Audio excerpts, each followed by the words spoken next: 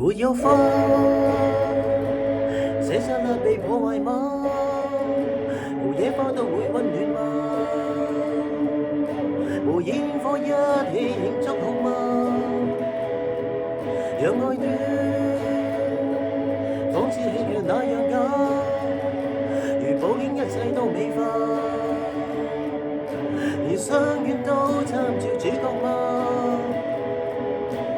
你說我未能定時，為你每天歡笑一次，我沒說出一句美麗台詞，是你心中一種缺陷定義，流進了眼角裏的刺，為何不浪漫亦是罪名？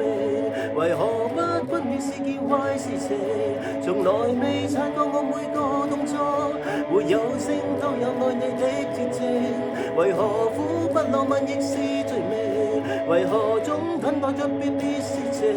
從來未察覺我語氣動聽，在我呼吸聲早已說明，什麼